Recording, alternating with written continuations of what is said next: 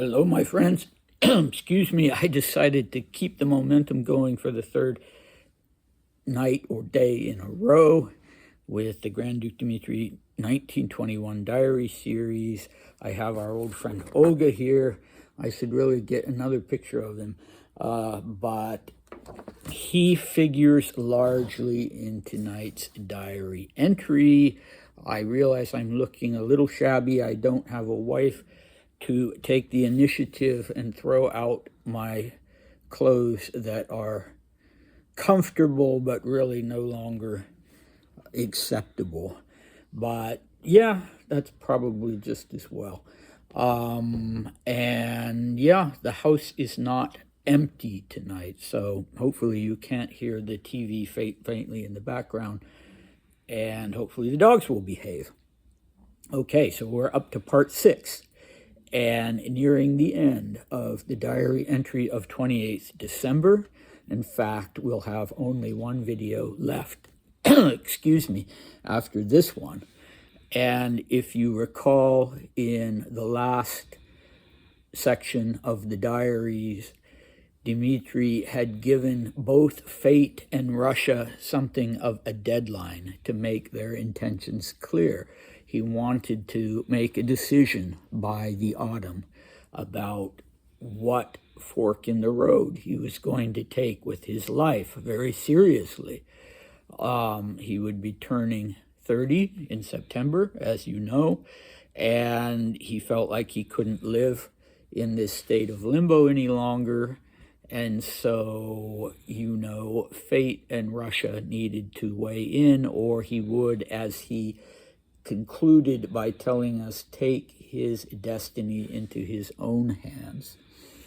Okay, and he also had talked about his value as a candidate for the throne versus Kirill's, and how Kirill's reputation was simply too damaged, but that for some reason that baffled even him, the Russian monarchist emigre community seemed to be willing to overlook the assassination of Rasputin in his case. And that actually gave him a little hope that they would be able to overlook his marriage to Marie-Louise Moltke as well, if he decided to do that. All right, so here we go. With my decision to leave Denmark, a new plan has popped into my head, and I informed Olga about it. The thought occurred to me that I could ask to become a temporary instructor in the Danish cavalry. To begin with, I would be in Denmark, hence with Marie-Louise, and it's a neutral country, and I would have the illusion of doing some kind of work. But, of course, there are many obstacles to actually carrying out the plan, though Olga says there is hope that it could work out. The main difficulty is that since there is no Russian army, I couldn't wear a Russian uniform and would have to wear a Danish uniform, but that doesn't really bother Olga, and he's promised to make careful inquiries and to write to me. Naturally, if it does work out, then it will be a great pity to leave Maria, who, of course, would find our separation very painful, and she herself, the poor thing, has a difficult life. Of course, the plan is still only an idea, and I first need to find out how it could all be arranged, and I couldn't start earlier than the autumn because Linda and Cole invited me to go to Antibes in July, and Axel Wichfeld invited me to Scotland in the autumn. But in principle, of course, it's interesting. So that's all I want to write about my personal experiences for the moment. I've taken up a lot of space with them this time, and God knows what consequences they might have for the rest of my life. All right, well put, old boy. Now, some observations that I have. He uses the word конечно over and over and over again in this short paragraph. It means of course or naturally, one or the other, and I tend to choose between those two words on the basis of which sounds better in English for the rest of the sentence. So that's just a little translator's aside. But if you hear the word naturally or the word of course, it is Конечно, and Dmitri would continue to use it very, very often. In fact, if you were to take the Proust questionnaire that you have at the end of every copy of Vanity Fair magazine, and the question was asked, as it usually is, what word or phrases do you overuse? I think if I were to answer in his place, I think I would say Конечно, of course, and naturally. Okay, so what else? Well, Olga was certainly one of Dmitri's very best friends, I would say, one of his very best male friends. He and one of his other close male friends, Bob Luders, tended to bring out the worst in each other. But I think dear old Olga tended to bring out the best in Dmitri. I don't know if Dmitri had that effect on him as well. So Olga is clearly working despite his morganatic and perhaps ill-advised marriage, he is still very much welcome in Denmark and within the Danish army and the Danish royal family. So he's going to do what he can to try to work this out for Dmitri. This idea of Dmitri becoming an instructor in the Danish cavalry. Wow, really settling down, forgetting about being the Tsar or a movie star, and taking a modest position as an instructor in the Danish cavalry. I think he would have been very well qualified for that. He was a talented horse trainer, and he had been working with troops in the cavalry since he was 14 years old, drilling, reviewing, that sort of thing. He knew how it was done. He knew it backwards and forwards. The question then is, of course, about the uniform. I mean, it was hard for him at first to put on the British uniform, and it was, in fact, something that ruffled a few feathers.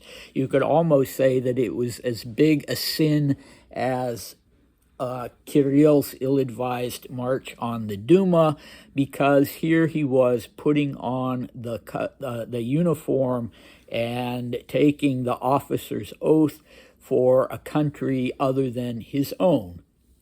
Well, he had a good, legitimate reason for doing it. It was his only way at that time to get back to get to England with the Marlings, and I don't fault it for him for a minute, but I could conceive of it having been, in some people's eyes, a real black mark against him, and now he is considering taking on the Danish uniform and being a part of the Danish army. You did have instructors. That was something, I get the impression, I'm not a military expert, that if you had a foreign national who was included in the army of a given country, that person would often be called an instructor, and they would be integrated into, but not officially part of the army of that country. So instructor, I think, was kind of a catch-all term for that, even if he wasn't actually teaching or giving instruction. But this doesn't seem to worry him in the way that marrying Marie-Louise would worry him, as far as the impression it would make on his fellow emigres and whether they would see it as something damning. Instead, his worry seems to be that maybe the Danes wouldn't be thrilled with that idea, and they wouldn't give him the right to wear that uniform. And that was indeed a dicier thing than you might think. I know having the right to wear the uniform in England was a big deal, and they wouldn't have done it if he hadn't been, in their estimation, the best candidate for the throne. And they were very anxious to get him out of that uniform as soon as they could. That didn't come out quite right, but to have him no longer entitled to wear a British Army uniform, because it had been such an exceptional thing and something that they just didn't do as a general rule. I don't know that there were even instructors in the British Army who were foreign nationals. So, Dmitri isn't going to the king. He isn't taking it for granted that this can be arranged for him, but his friend Olga has so magnanimously offered to work this out, and to try to work it out, and it sounds like Olga had planned to remain in Denmark himself, and I'm not sure exactly what happened, but either the next year or the year after, in 1922 or 1923, Olga himself would be joining the French Foreign Legion. I have not yet read his book about being a Danish prince in the French Foreign Legion, so I don't know if he goes into detail about whether there was a disruption or what happened that made him take that rather dramatic step. But if Dmitri had become an instructor in the Danish cavalry, then that would have been one disappointment, that Olga would not be there anymore. But what he's focusing on, of course, is that I would be in Denmark, hence with Marie-Louise. And so that's the biggest point in favor of it. He really does have feelings for this woman. I don't believe he's in love with her, but it could have developed into that. He likes her. He wants to be with her. What else do you need? Okay, it's also an advantage that it's a neutral country. He's not ever in his life going to become a citizen of any of the countries that he lived in, but I can see how that idea would appeal to him, that he's in a neutral country. He's not in a country that either had fought against Russia during the war, like Germany, or a country that would potentially fight against Russia in the future. And finally, I have the illusion of doing some kind of work. Well, say what you will about our friend, but I don't buy the idea that he was just a loafer, that he didn't want to do something that gave him some kind of purpose and consequence beyond being Tsar of Russia, potentially. It was something he talked about from the beginning of his life in exile. He wanted some kind of work. He explored various avenues. None of them ever worked out.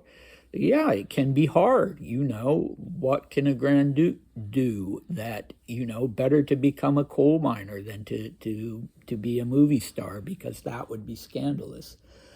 But he wasn't cut out to be a coal miner, and neither am I. He might have lasted longer than me in a coal mine. But yeah, so I think he really does want to do some kind of work. But it needs to be a kind of work where he makes lots and lots of money, and where he can still go off when he gets an invitation from Linda and Cole Porter. He can still go off to Antibes, or if he gets an invitation to go to Scotland, he can do that.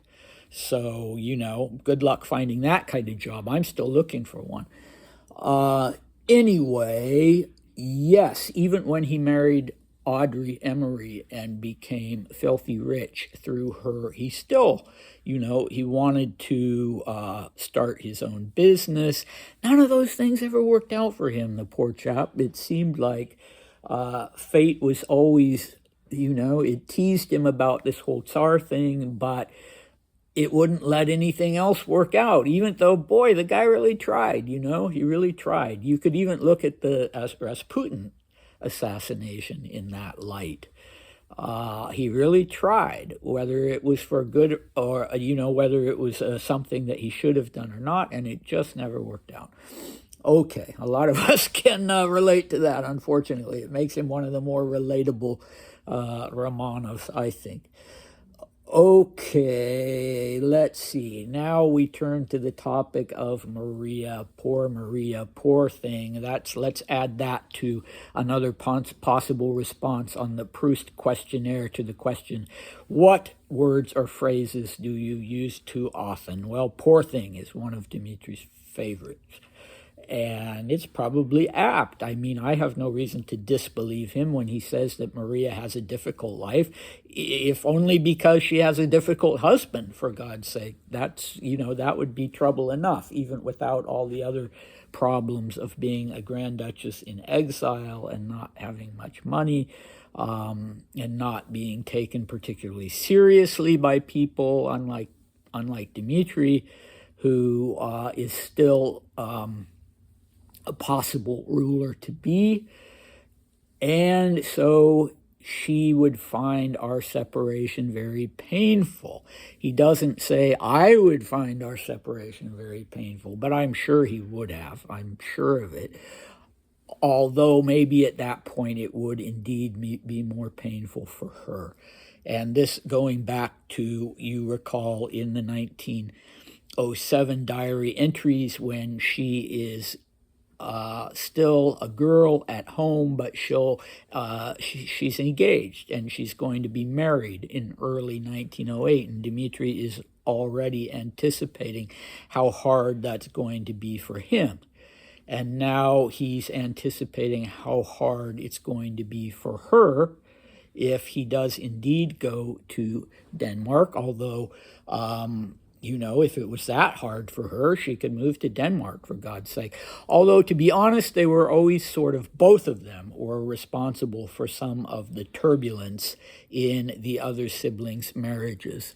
So that maybe it wouldn't have been a very good idea for her to go off to Denmark if he were to settle there. She would have done it sooner or later, I think.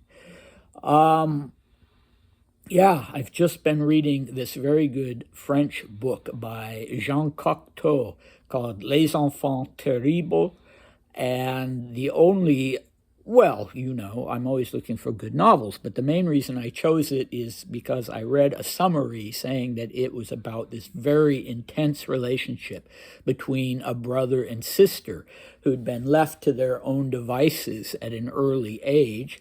Their mother is still alive when they're 14 and 16 years old. The brother 14, the sister 16, but she dies during the course of that year, and they don't really have anybody. They have a sort of disinterested patron who's paying the bills for them, and they have a woman who's there who is a housekeeper, basically, but has been asked to kind of keep an eye on them, and she doesn't. She's, a peasant woman from Brittany, and she is absolutely mystified by them. And they play they call it the game, and it's this very sort of psychologically aggressive game that they play with each other. And when other people come into the picture, they are each one is very much wary of the effect that other person might have on their sibling, and the fact that other person might, to some extent, steal attention away from them with their sibling. And so, the circumstances are so different in so many ways from what Dmitri and Maria experienced, and yet I'm glad I'm reading it. It's it's an interesting book in its own right. So take a look if you get a chance. You have it in both French and English, and probably other languages as well. And so we end with this statement: God knows what consequences these decisions might have for the rest of my life. And he's quite right, and they would have. And we can only speculate what his life would have been like if he'd married Marie Louise and become an instructor in the Danish army and just ended up staying there. Would he have liked it? Would he have found it fulfilling? I'm sure even he himself could not have answered that question if we had asked him in 1941 or 1940. But he would have had, probably children, but he would never have had his beloved son, Paul.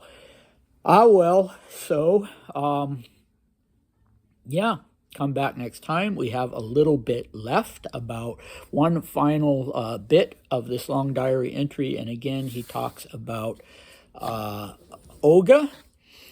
And it's interesting. He says he's not talking about his own personal experiences anymore, but he is talking about the things that he's interested in from the perspective of his little intelligence gathering information bureau. So that's interesting.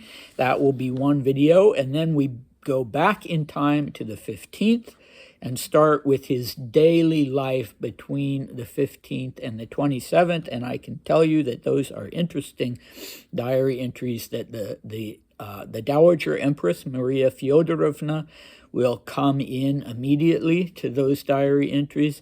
Grand Duchess Ksenia will come into those. We'll find out a bit more about Olga's complicated personal life, and something that surprises me, that I found surprising because a woman that I associated more with Dmitri suddenly becomes associated with Olga.